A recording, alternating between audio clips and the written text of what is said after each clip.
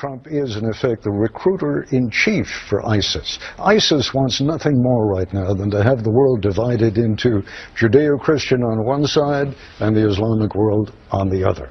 That's exactly what Trump is doing for them. I think it's time we started thinking about what ISIS wants and then not doing it. I got a better idea to all you leftists. Why don't we find out what ISIS wants and just give it to them? Instead of, not doing what they want. This is insane. Everything that anybody comes up with that's common sense against ISIS, oh, that's exactly what they want. We can't do that. Joining us now on the Malzberg panel, James Taranto, columnist for the Wall Street Journal and editor of OpinionJournal.com. John Gizzi is with us, Newsmax chief political columnist. All right, gentlemen, let me start with you, James. And you've written columns. Did Trump just win? You've written, did Trump miscalculate? So if you look at the polls today, Monmouth National, of course, he's got 41% to 14% for Cruz. If you look at the individual state polls in Iowa in particular, he's trailing Cruz. So did Trump win or did he miscalculate? Well, we'll find out whether he won when people start voting. But the miscalculate column had to do with the polls on his proposal for banning Muslims, yeah. For banning entry of Muslims. Now, what's fascinating about this is it really matters how you ask the question. My newspaper, the Wall Street Journal and NBC, asked the question, Trump has proposed a complete and total ban on entry of Muslims, and that got about 25% support among the general population. CBS asked the question, describing it as a temporary ban, which is not the word he used, but it is an accurate description. Support rose by about 10%.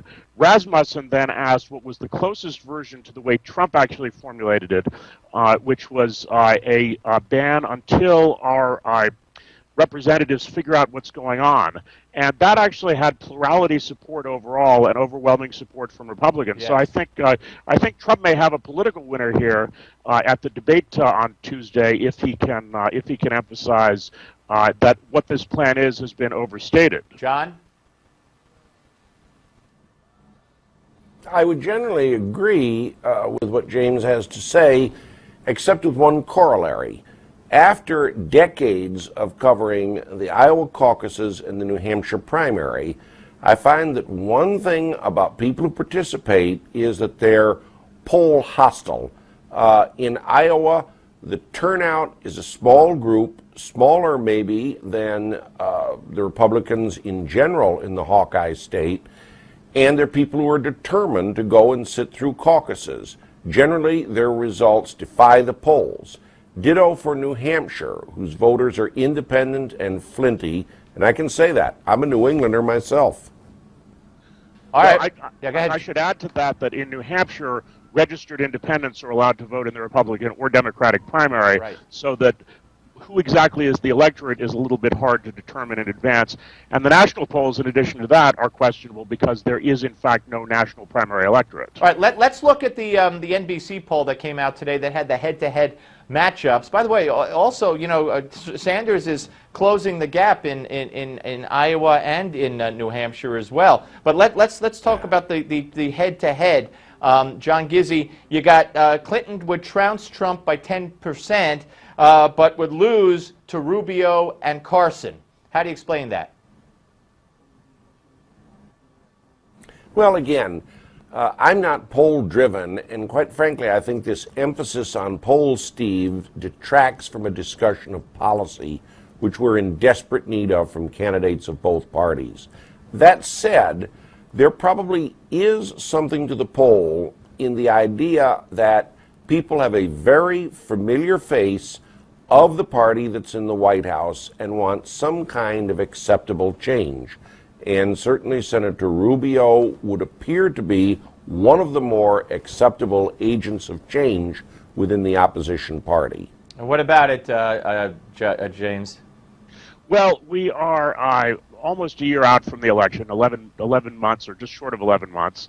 And so I'm really reluctant to read too much into polls about a general election matchup for November of next year.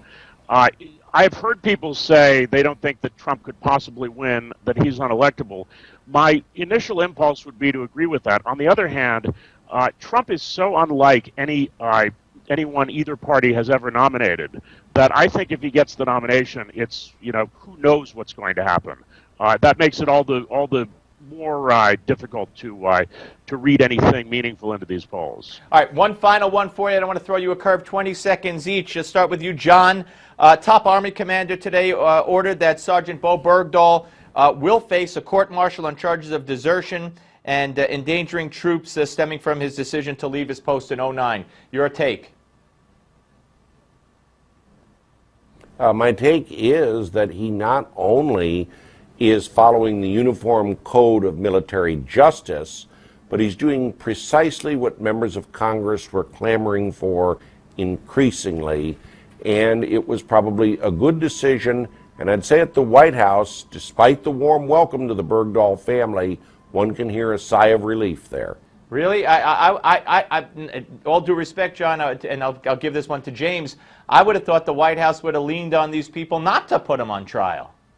Well, they might have been tempted to do that, No. but there is a section of the Uniform Code of Military Justice called unlawful command interference, and that applies to the president as well as men in uniform.